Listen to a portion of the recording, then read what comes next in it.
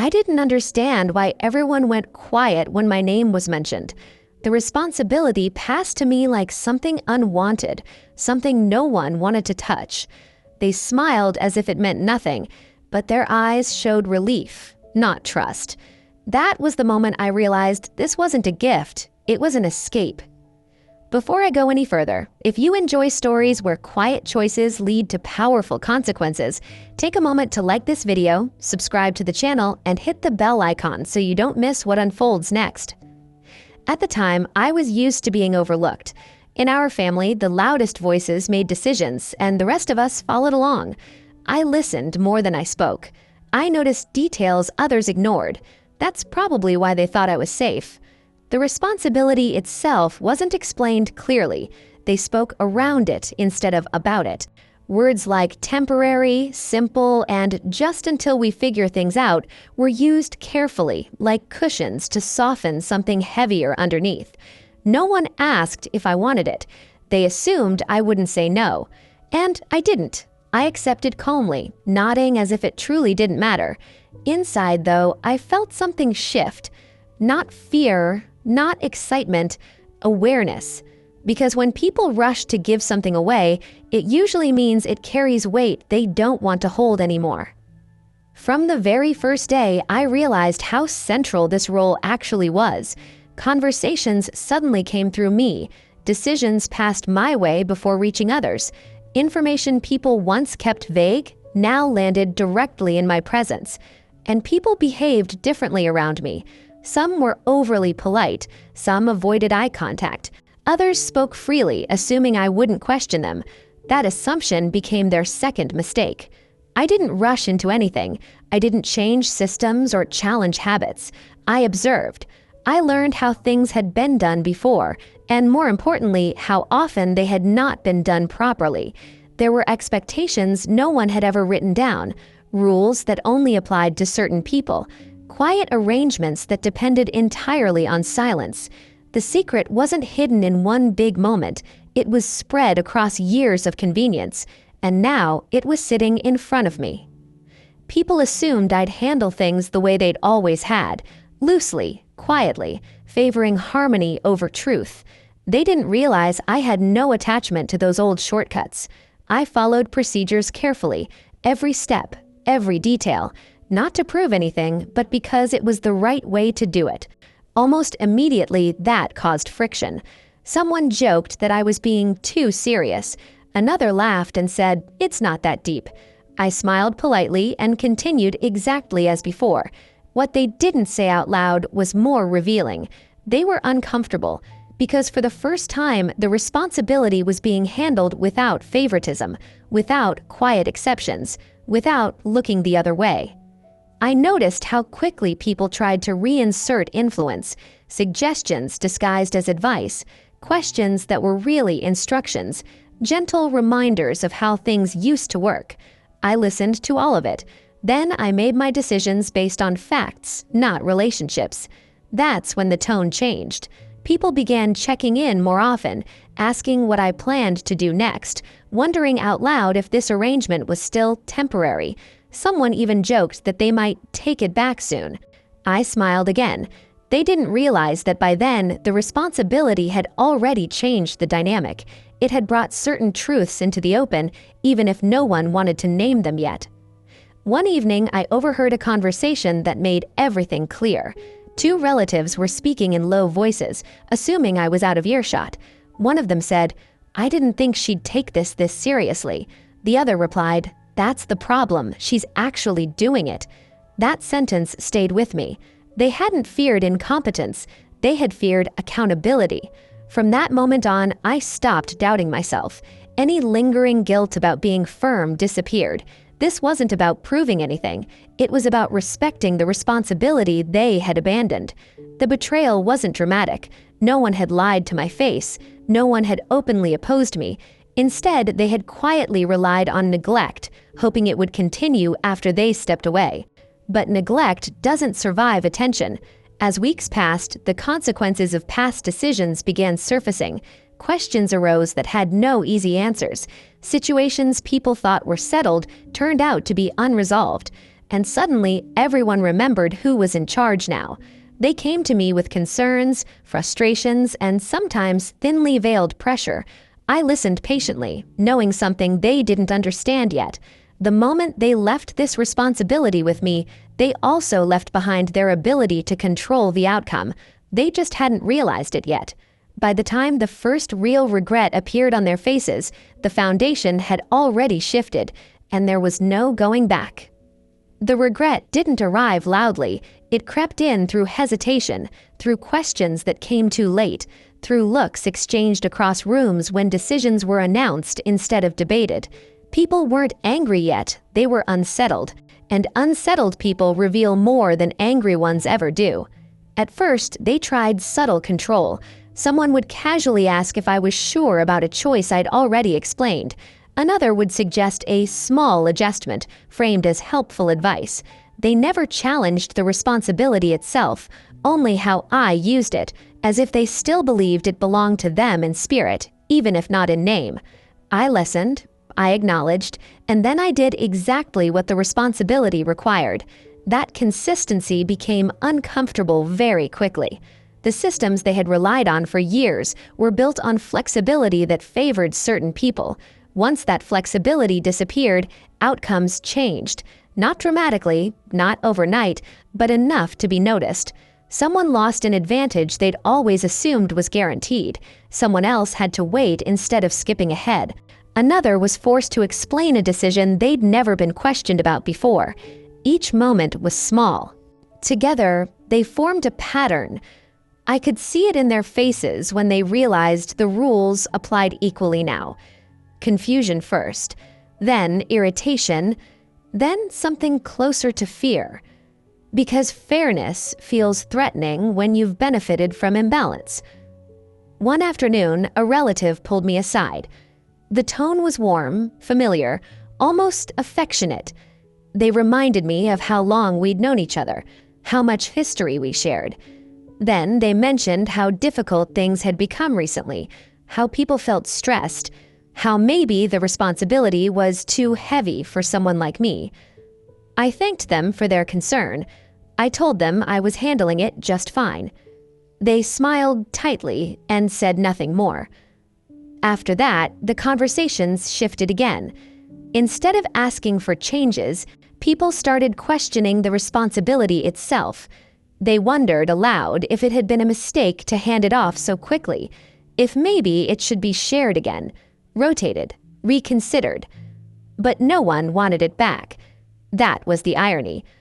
They wanted influence without accountability, input without ownership, comfort without responsibility, and that wasn't possible anymore. The deeper truth began revealing itself slowly. This responsibility had been neglected not because it was boring or difficult, but because it forced people to face decisions they didn't want to revisit, mistakes they preferred to bury under time and silence. I hadn't uncovered a single explosive secret. I didn't need to. I had uncovered a structure built on avoidance, and now that structure was cracking. People started blaming each other quietly. I overheard fragments of conversations, someone insisting something had been approved years ago, someone else denying responsibility entirely. The past became foggy, convenient, disputed. I stayed out of those arguments, not because I didn't care, but because I didn't need to participate.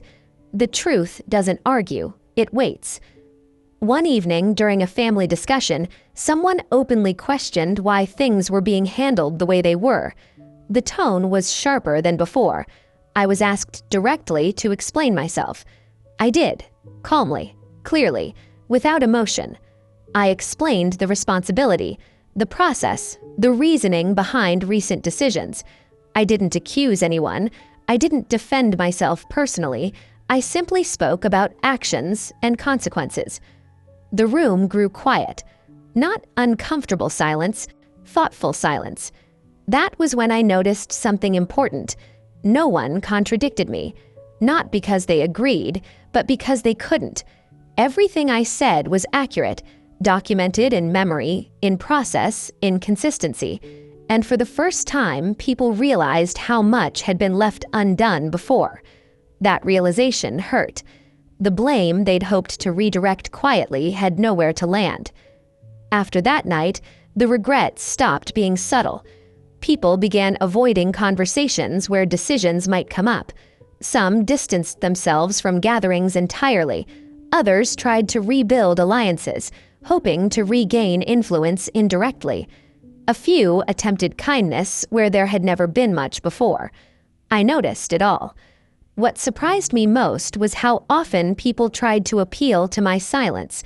They said things like, "No one needs to know everything," or "We don't have to make this complicated." They assumed silence was still available as a tool, but silence changed meaning. Before, it had protected them. Now, it protected the truth. The responsibility gave me something unexpected: clarity. And clarity stripped away the illusion that harmony required avoidance. Real harmony required honesty, even when it was inconvenient.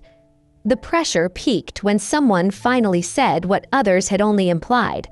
They told me I was making things difficult on purpose. I looked at them calmly and asked a simple question: difficult for who? They didn't answer. Because answering would have meant admitting the difficulty came from losing control, not from doing what was right. That was the moment I understood the revenge wasn't something I had planned. It was something they had created themselves. By handing me responsibility they didn't want, they handed me visibility, authority without manipulation, power without noise. And the more they tried to take it back emotionally, the more obvious their regret became. They had assumed responsibility could be ignored. They had assumed I would ignore it too. They were wrong. And now every decision reminded them of that mistake. The turning point was close. I could feel it. The responsibility was about to force a truth into the open that no one could dismiss, joke away, or quietly undo. And when that happened, regret would no longer be enough to protect them. The truth didn't explode into the open. It surfaced the way it always does when ignored too long, quietly, steadily, and without asking permission. The responsibility forced a situation that could no longer be postponed. A decision had to be finalized, one that depended entirely on how things had been handled in the past, for years. This moment had been avoided through delay, assumptions, and vague agreements that everyone pretended were settled. Now, it wasn't optional. I followed the process exactly as required, step by step, no shortcuts, no favors. And when I reached the point where past choices directly affected the outcome, there was no way to soften what came next. People were called into the discussion who hadn't been included before, not because I wanted to expose anything, but because the responsibility demanded transparency. Those who had benefited quietly from the old system suddenly found themselves having to explain decisions they barely remembered making. The room felt different that day, not tense in a dramatic way, heavy, like everyone sensed something important was finally being acknowledged. One person spoke confidently at first, explaining how things had been understood years ago. Another corrected them gently, remembering it differently. A third stayed silent longer than expected. Then someone asked the question no one wanted to answer. Who actually approved this? The silence that followed wasn't empty, it was full. Eyes shifted, breaths slowed. People realized that the assumptions they'd relied on didn't hold up under simple scrutiny. And for the first time, the responsibility revealed its full weight. The betrayal wasn't a single act, it was collective, a series of decisions made easier by the belief that no one would ever have to account for them, that silence would smooth everything over. But silence doesn't erase responsibility. It only delays it. As the discussion continued, the narrative people had leaned on for years began unraveling, not because I challenged it, but because it couldn't survive clarity. Contradictions appeared naturally, timelines didn't align, justifications weakened. No one accused anyone directly. They didn't need to. The truth was doing the work. I noticed something else then, how quickly people tried to distance themselves from past choices once they realized those choices had consequences. Phrases like, "I wasn't really involved," and "I thought someone else handled that," surfaced repeatedly. Responsibility had always been shared vaguely enough to disappear when needed. Until now. At one point, someone turned to me and asked, almost pleadingly, if there was any flexibility left, any way to soften the outcome, any room to interpret things differently. I looked around the room before answering. Everyone was listening. I said calmly that the responsibility didn't belong to me personally, that it came with obligations I couldn't ignore without repeating the same mistakes that had led us here. I wasn't harsh, I wasn't emotional, I was honest. That honesty landed harder than anger ever could. That was the moment regret fully transformed. It stopped being about inconvenience and became about exposure. Because now, people understood that the responsibility hadn't changed anything, it had revealed everything.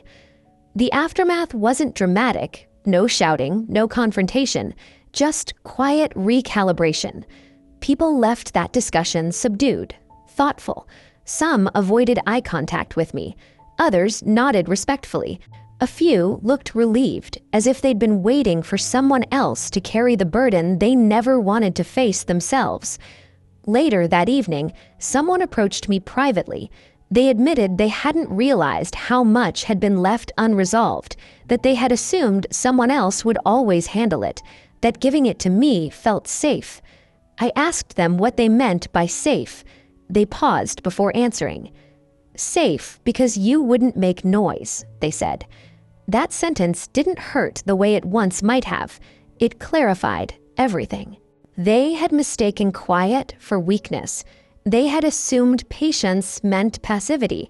And they had believed responsibility could exist without accountability. The revenge, if it could be called that, wasn't about punishing anyone. It was about ending the illusion. From that point on, people treated the responsibility differently, not because I demanded it, but because they understood it now. Decisions were discussed more openly. Assumptions were questioned. Silence lost its protective power. Some relationships changed permanently, not through conflict, but through clarity. The way people spoke around me shifted. Less casual dismissal, more careful wording. Respect replaced comfort. And then came the final realization. The responsibility they had abandoned was never a burden. It was influence. Influence they had handed away casually, assuming it would remain harmless. By the time they wanted it back, it no longer belonged to them. Not because I claimed it, but because they had already surrendered it. All that remained was acceptance. And that acceptance came quietly, just like the revenge itself. Acceptance didn't arrive all at once. It settled in quietly, the way fog settles over familiar ground, changing everything without announcing itself. People didn't apologize outright. They didn't admit regret in dramatic speeches. Instead, they adjusted. And that adjustment said more than words ever could. The responsibility was no longer questioned. No one suggested sharing it again or revisiting old arrangements. The same people who once avoided it now treated it with caution, even respect. They asked before assuming. They clarified instead of implying. Silence stopped being a shield and became a signal to pay attention. What surprised me most was how quickly the dynamic changed once control was truly gone. Some people became distant, unsure how to interact without influence. Others became more honest, relieved that the unspoken pressure had lifted. A few quietly rebuilt trust, not through grand gestures, but through consistency. I didn't gloat. I didn't remind anyone of how things used to be. There was no satisfaction in watching discomfort unfold. What I felt instead was steadiness. For the first time, I wasn't carrying responsibility for others. I was carrying it with integrity. There was one final conversation that brought everything into focus. A A relative who had been particularly vocal early on asked to speak with me alone. Their tone was different now, not defensive, not persuasive, just tired. They said they hadn't realized how much they relied on things being loosely managed. That responsibility, when ignored, had made life easier for them. And when it stopped being ignored, it forced them to confront choices they'd never fully owned. They didn't ask for the responsibility back, they asked how I managed to hold it without resentment. I thought about that before answering. I told them resentment grows when people feel trapped. I didn't feel trapped. I had chosen to accept what others avoided. And in that choice, I found clarity instead of anger. They nodded slowly. That was the closest thing to an apology I ever received. Over time, the responsibility became less about correction and more about balance. The system stabilized, the questions slowed, the tension eased, not because everyone suddenly agreed, but because the rules were no longer hidden. And that was the real ending. The revenge wasn't visible, it wasn't loud, it didn't leave anyone humiliated or defeated. It left them aware. Aware that neglect has consequences, that silence can protect truth just as easily as it can protect harm, that responsibility doesn't disappear just because no one wants it. They gave it to me thinking it was weight. They hadn't realized it was leverage. By trusting me to stay invisible, they had given me space to see clearly. By assuming I wouldn't challenge the old ways, they had allowed those ways to be examined without resistance. I didn't take power from anyone. I accepted what they abandoned, and when they regretted it, it wasn't because I used it against them, it was because I used it correctly. That lesson stayed with me long after the responsibility itself became routine. I learned that people often confuse quiet with compliance, that patience is mistaken for passivity, and that true change rarely comes from confrontation, it comes from consistency. The responsibility no one wanted taught me something they never intended to teach, that integrity, once introduced, changes the entire room. And once that change happens, no one can pretend they didn't see it. They regretted leaving it with me, not because I failed, but because I didn't.